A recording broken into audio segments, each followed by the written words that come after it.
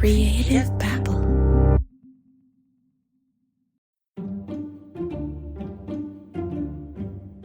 Do you remember the story of Oliver Twist, the main character in the Charles Dickens novel? Well, he was an orphan from London, and in the 1800s, he escaped a life in a working house and moved to the city.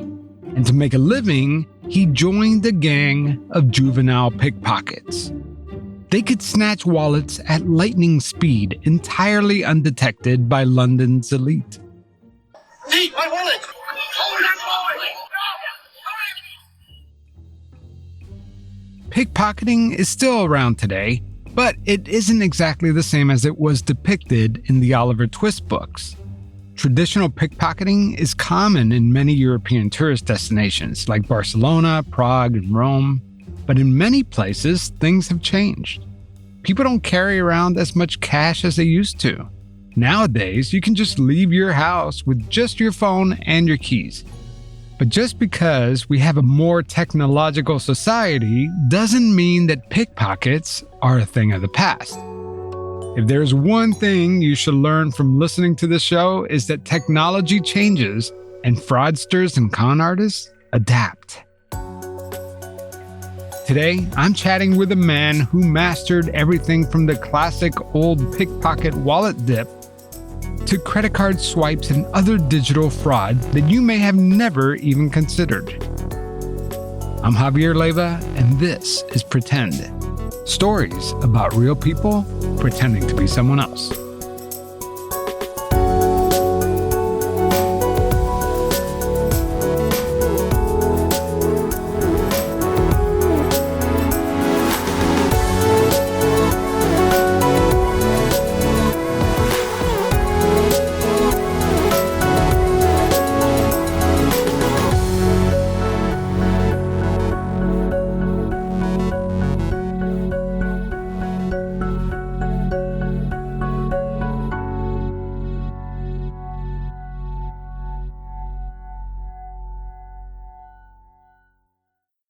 Are you one of those people that watch a movie and know who the killer is way before everyone else? That means your detective skills are really sharp. You should put them to the test with June's Journey. June's Journey is a game that you could download on your iOS or Android, and it's great because you're solving a mystery the entire time.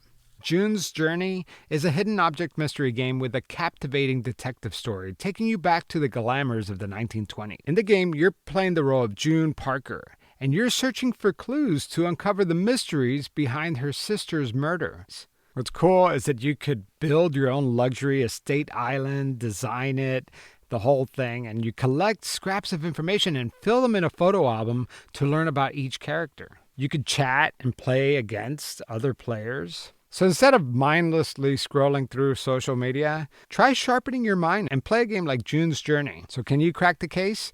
Download June's Journey for free today on iOS and Android.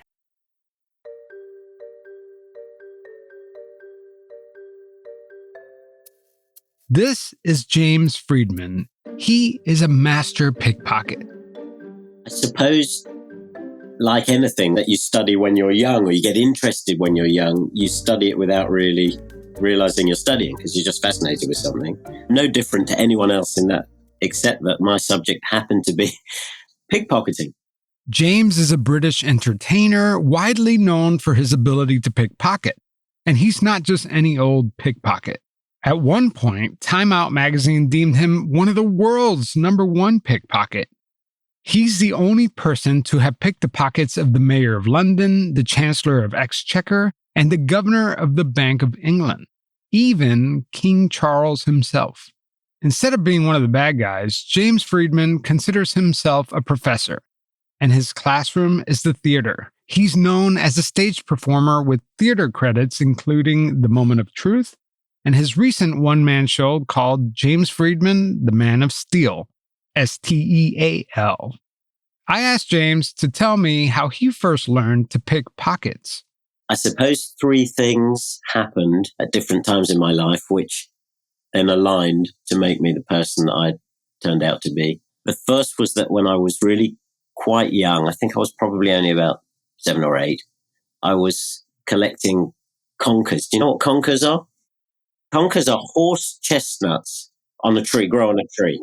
And in the UK, kids collect them, put them on a shoelace, and play a game where you try and smash the other one. It's a playground game. And we were up a tree collecting conkers when these older kids came along and told my brother and I it was their tree. And he ran off with his mate, and I ran after them. And I could see that the bullies were gaining on us. So I hid. And my brother and his friend ran off, and they chased after him. And then I waited for what I thought was a long time, but maybe it was only a few minutes. And I crawled out of my hiding place and started walking home and came face to face with those bullies. And they asked for my money, first of all. I had one coin, pocket money. I was a kid, right? Which they took, and then they beat me up.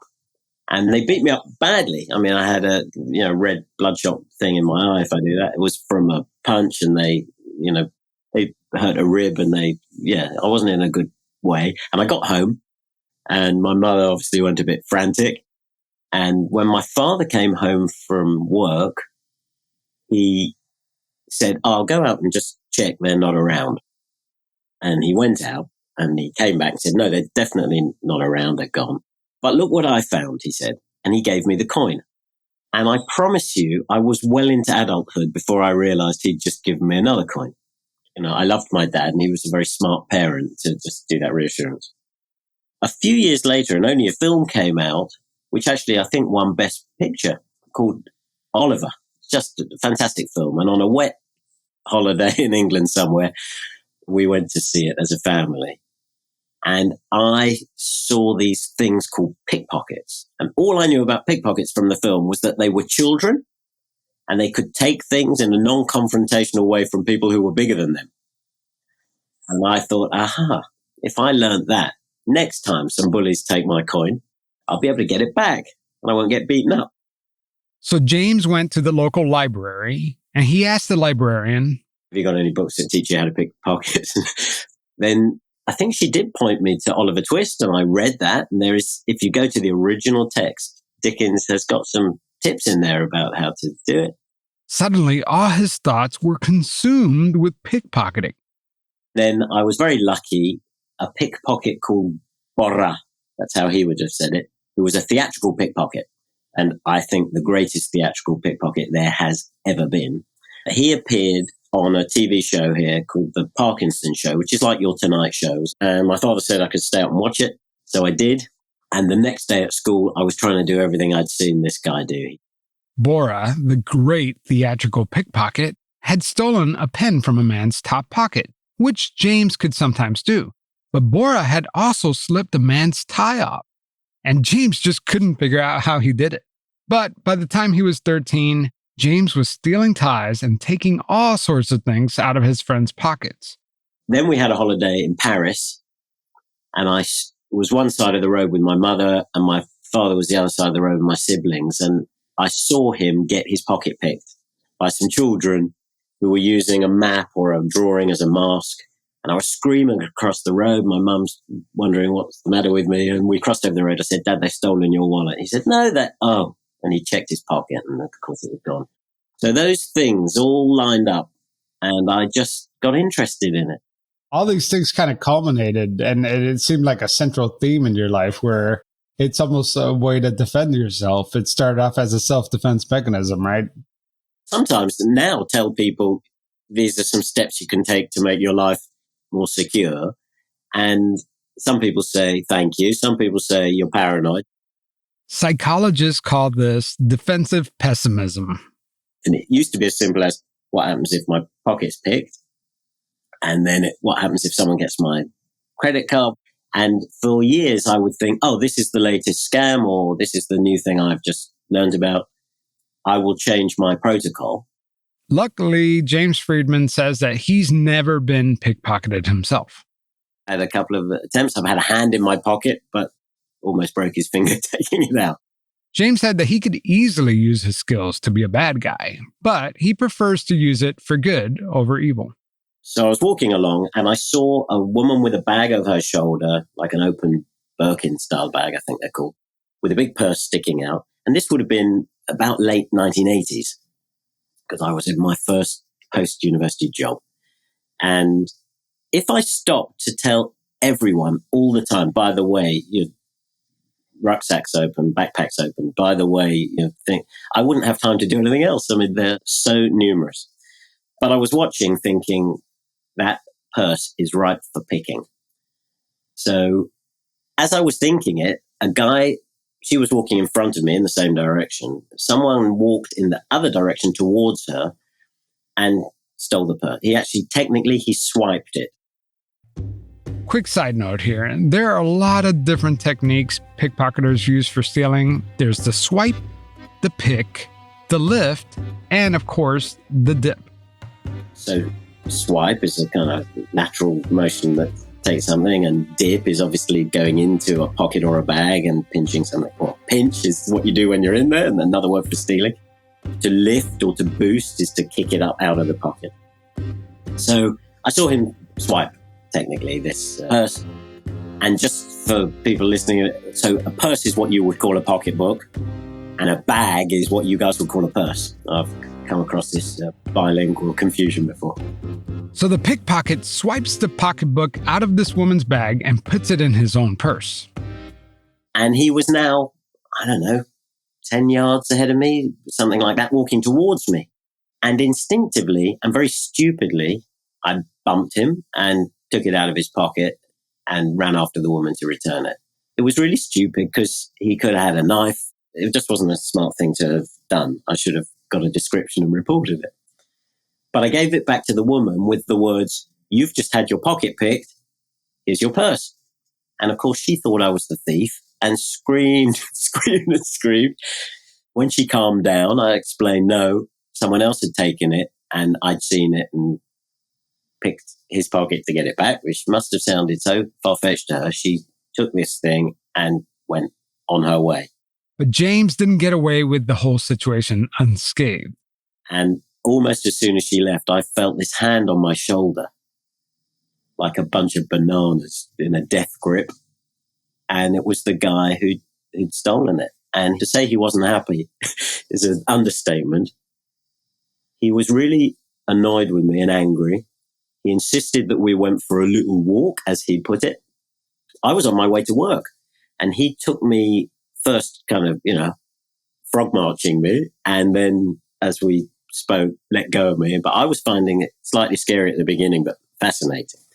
He was cross because he thought I was working his patch. That was the first thing, honor amongst thieves. Then the thief told James that he hadn't done it properly and that there was a better way of picking pockets. And I said, well, I got it. He said, yes, but I knew. Then he tried to recruit me. I said, look, you could have a job that was legit on entertaining people with this.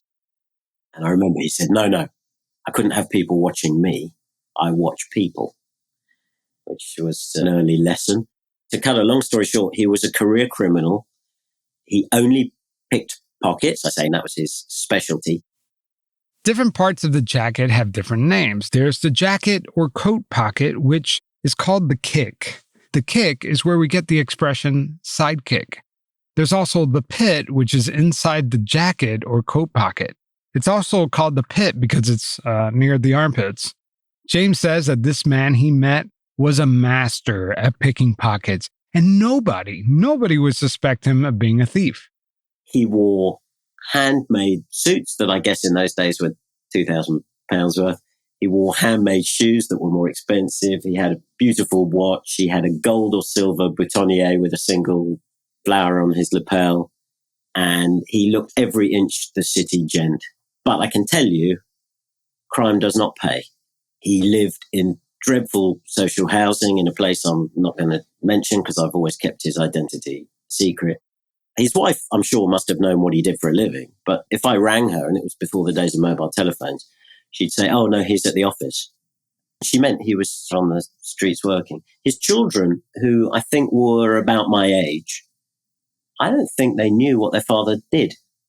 He was not rich. He just looked rich because he had to blend in. In a way, pickpocketing is such a romantic crime. We read about it in classic literature. We watch it play out in films. It's easy for us to see in our heads. But I wonder, in this cashless world, is the art of pickpocketing of bygone days? We may have been victim of it. We may have been conscious of it while traveling. This is a very common experience, but in a way, it's almost a outdated crime, right? Because who carries cash around anymore these days, right? You're right. And originally, I guess the first pickpockets weren't necessarily, stealing cash. I'm pretty sure the first pickpocket thought of it about 10 minutes after pockets were invented. But before pickpockets, to use that word, there were people called cut purses.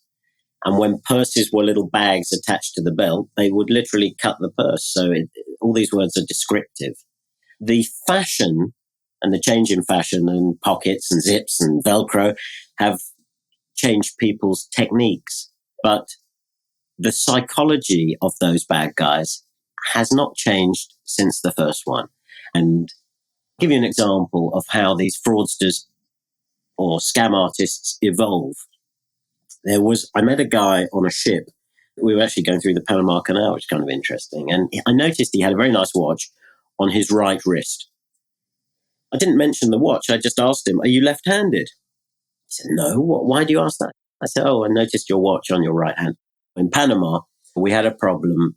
3 things: left-hand drive vehicles, hot weather, and windows down, and people resting their arms, left arm on the sill of the door while they're stuck in traffic. Gridlock traffic was the other problem. James explains how street kids would crawl through the traffic below the level of rearview mirrors, and they'd reach out and grab the driver's left arm and steal their watches. So this man switched his watch to his right hand. But like James said, thieves are always evolving. We're playing checkers and they're playing chess. We started wearing our watches on our right wrist. And I asked him, how quickly did they evolve? Because it's always an evolution.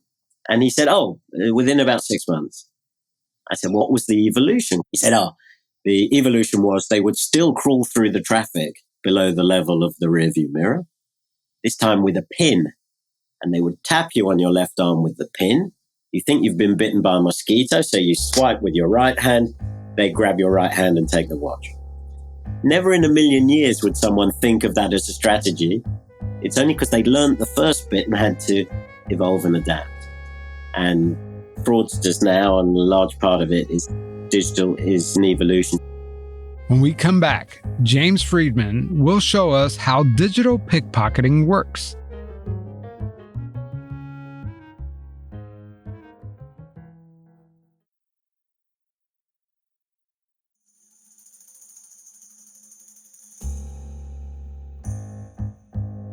A lot of people don't lock their phones anymore.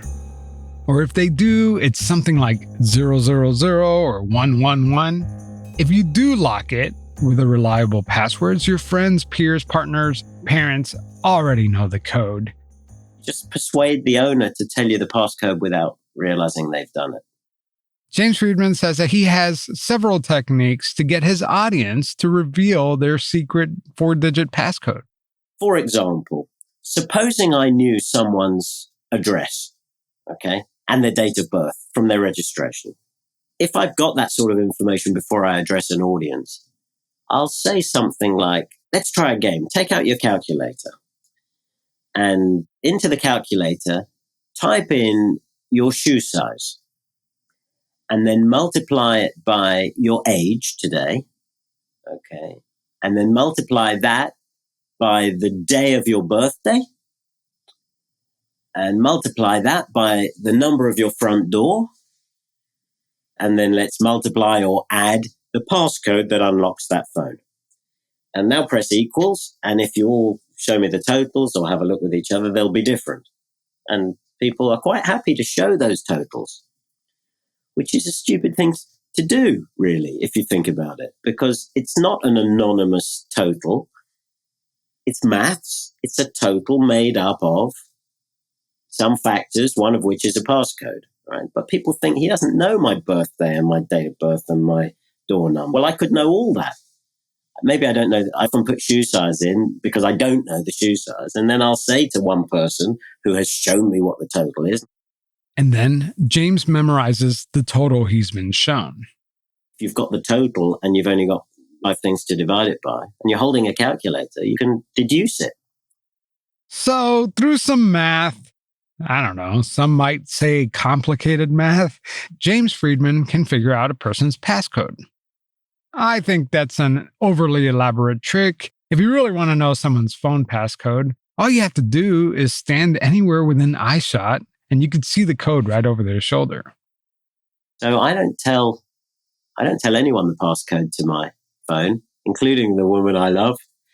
There's nothing, if she wants it unlocked, I'll unlock it and give it to her. But there's a saying that a gambler told me in Nevada once. He said, young man, or Sonny, I think, 3 men can keep a secret if 2 of them are dead. And he's right. And there's a lot of truth in that from my magic background as well. Secrets are sometimes to be protected and revered. So don't tell people your passcode. But passcodes aren't the only ways people get to phones nowadays. There's Face ID and fingerprints too. James claims that he can get around those too. I should just talk about why I'm happy to share these methods and why the talk that I routinely give to companies and other kinds of organizations, some police forces, is called How to Commit Fraud. It's not called How to Avoid Fraud, How to Save Yourself from Fraud. It's How to Commit Fraud in detail. And it came born out of frustration, really. I would get called up by CNN or BBC and say, can you come and do an interview about, for example, electronic pickpocketing, which they said was the latest thing where someone goes past your pocket with a phone like this one and can skim the contact list details from your credit card. And I'd say, yeah, I can come and demonstrate that. And when I got there, I'd explain it to the journalist, and then a compliance lawyer would crawl out from an office somewhere. And this happened broadcast and press. And they'd say, don't explain it in full. Miss something out, because we don't want to broadcast this and someone sees how it's done and does it and we're helping them do it, which is a load of hogwash, because the bad guys already know how to do it. And if the good guys don't know, they can't protect themselves. But here at Creative Babble headquarters, home to hit podcasts such as Pretend, Criminal Conduct, and The Ponzi Playbook, we're a little bit edgy. Unlike CNN, our legal team, well, that doesn't even exist. So I agreed to let James Freedman teach us how to commit fraud. Think about it. If I warned you about a rash of burglaries in your neighborhood, you might lock your front door. But did you lock your windows? Ha! But what if I told you exactly how the burglars are breaking in? Now you can take the extra steps to protect yourself. We don't tell people how frauds are committed in detail. They can't defend. You may be asking yourself, don't do it, Javier. It's irresponsible to teach people how to commit fraud.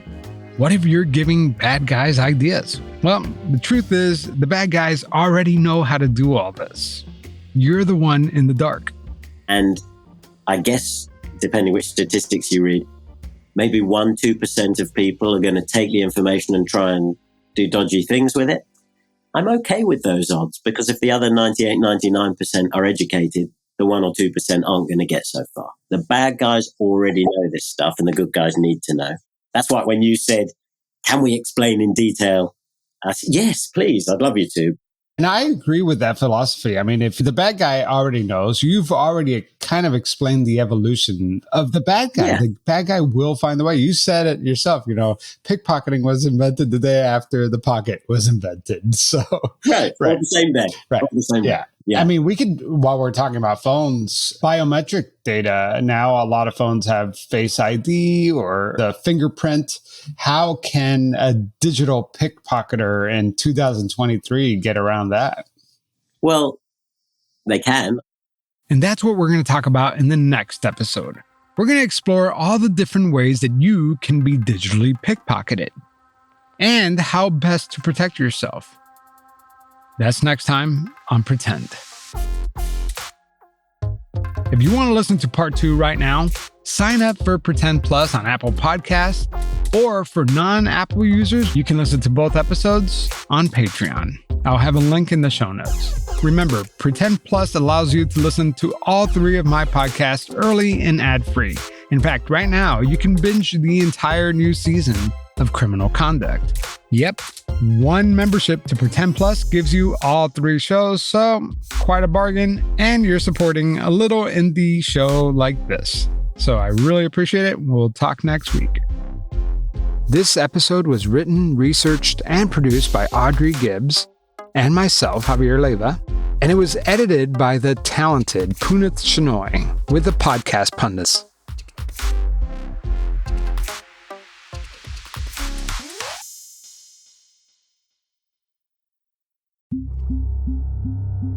Creative power.